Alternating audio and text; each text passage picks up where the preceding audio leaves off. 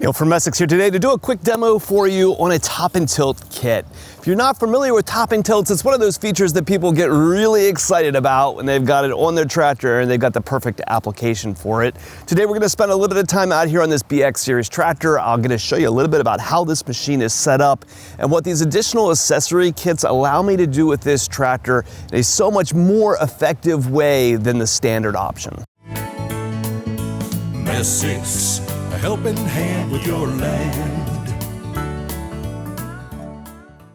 First, a little bit on our setup.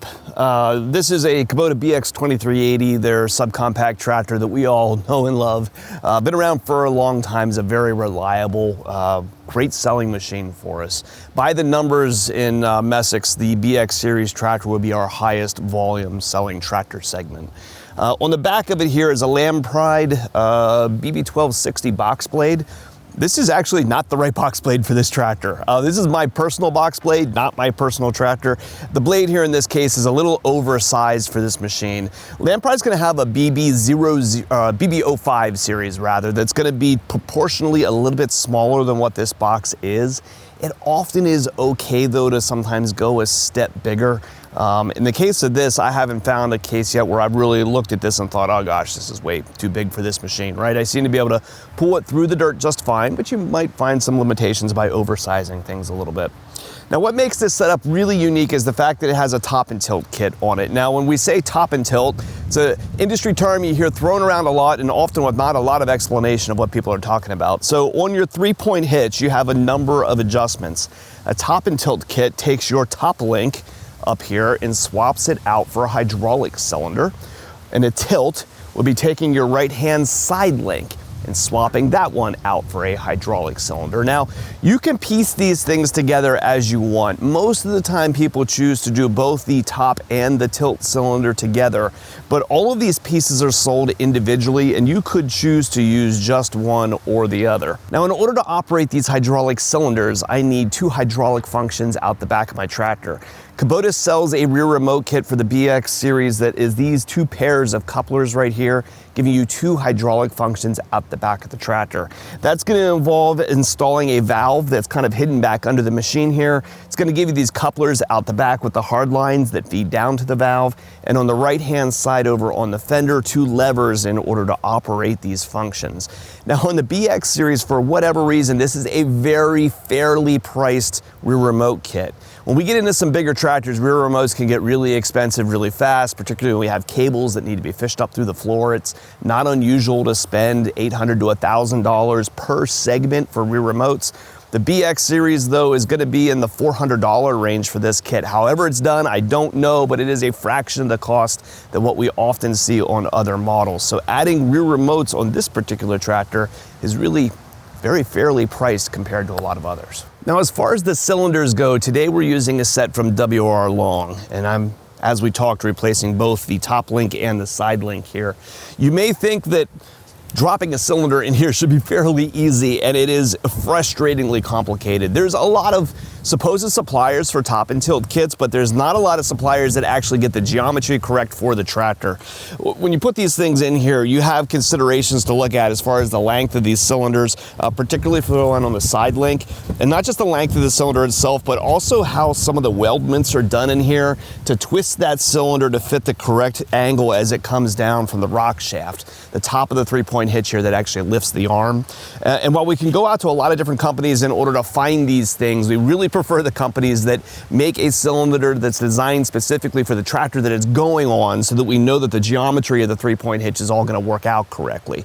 WR Long is a great company to go to for kind of these hydraulic accessories, right? They've got the biggest catalog of anybody out there when it comes to things like third function kits or aftermarket rear remotes, or in this case, top and tilt cylinders.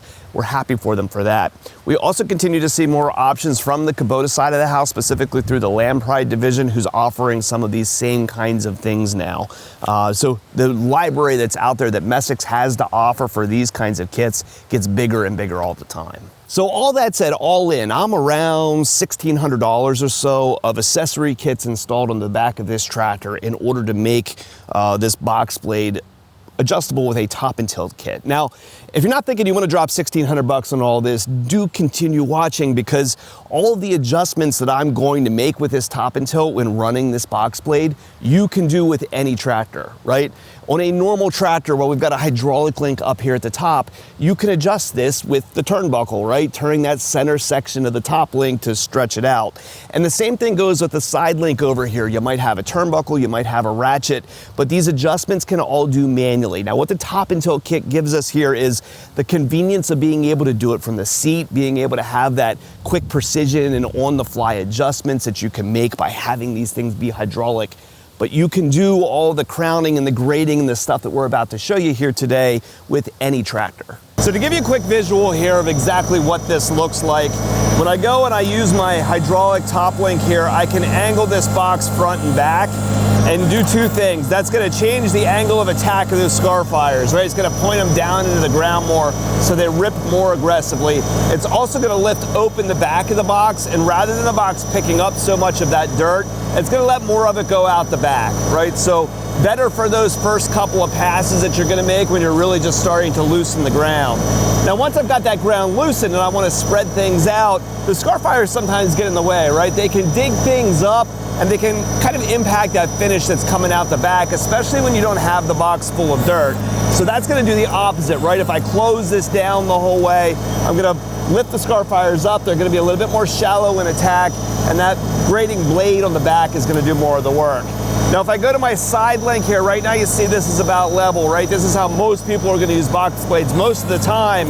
But when I start to angle this function here, I can throw this out of kilter. Now, the application for that is when you're gonna do crowning. If you wanna go out and take a driveway or a trail and you want some crown in the middle of it for the water to run off so that you don't get big puddles and water sitting on your roads, you could take these box blades or grading scrapers, throw them out of kilter, and then when you go and you use them, they're gonna cut on the lower side and deposit more of that soil on the upper side. So again, all things that you could do by making manual adjustments, but you can see, for me sitting up here in the seat, I can be really productive being able to make these changes on the fly. So the first adjustment I'm going to show you here is adjusting the tilt of the box blade. Most of the time when you put your implements onto your three-point hitch, they're going to be fairly flat, right? You pick them up off the ground, and the adjustment that you're going to make on your three-point hitch when you mount it to your tractor, it's going to have everything fairly level. But using the top link, I can rake the box blade in a way that points the scar fires down into the ground more and opens up the back of the box, using it more like a ripper. This area that I'm going to drive here, I had an excavator in here a couple of months ago. I tore things up, and it's really packed hard now that this dirt's been out for a while. Which you can see by dropping this down to the ground and driving along, I can get these things to rip. And my box really isn't collecting much dirt at this point. I'm more just using those scar fires to loosen everything up so that when I'm ready to make a grading pass, I can re-level that box out again. So the next area that we're gonna work here is on one of the trails that my kids run their four-wheelers around on. We have kind of a low-lying part back in here where water always tends to collect. The kids go blast through the water all the time and drag all the mud back into the house, into the garage. It's pretty annoying. The first thing that we're going to do back in here is go through and try to rip this and loosen it up a little bit, and then we're going to throw this box off kilter and kind of try to build a crown here in the middle. I'm not sure how this is going to go because for months now I've been back here. Every time I can get like a good bucket full of rock or something, I keep dumping it in here, and somehow it seems to sink and sink and sink and never solve my problem. So we're going to see if we can improve this a little bit.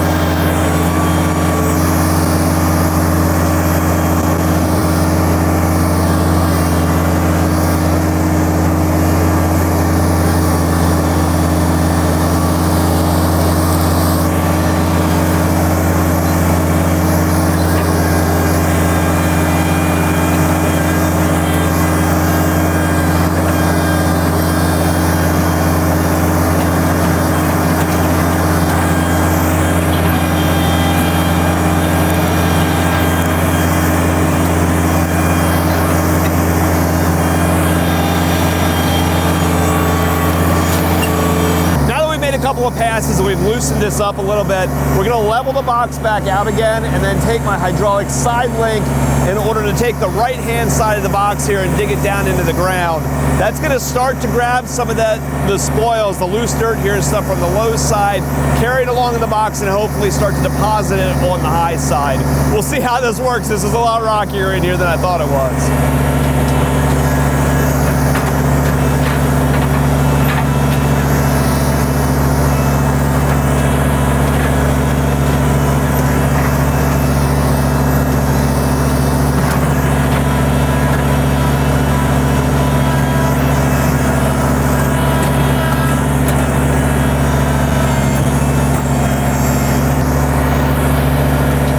Another case here for the on-the-fly adjustments. As I'm going back and forth, I can see my dirt's not quite loose enough and my scarf wires aren't biting in.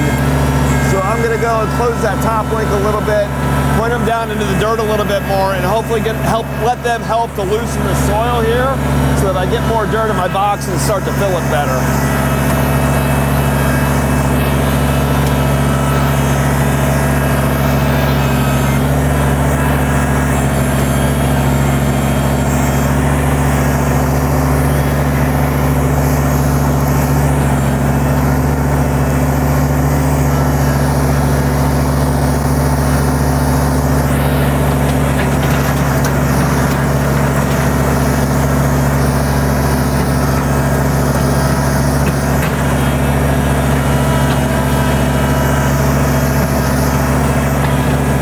My passes back and forth.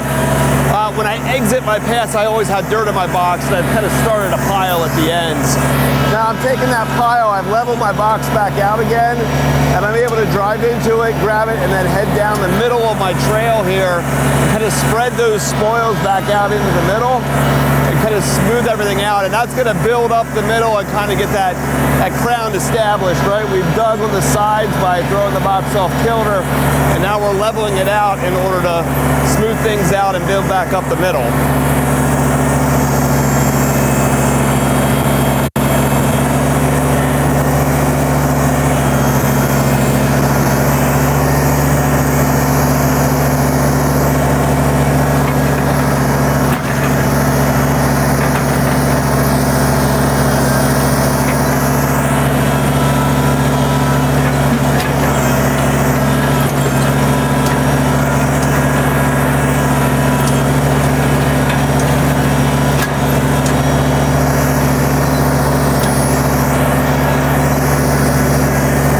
Now this area behind me here needs a bunch more passes here before things really start to look finished. We'll let the hired help back here take care of a little bit of that. But you can see here, by having these additional hydraulic functions on your tractor, it really makes even a little tractor here like a BX a very capable machine for doing road construction and light grading and cleaning up around your property. If you're shopping for any of these accessory kits or maybe a new tractor for your place, give us a call at Messick's. We're available at 800-222-3373 or online at Messick's.com.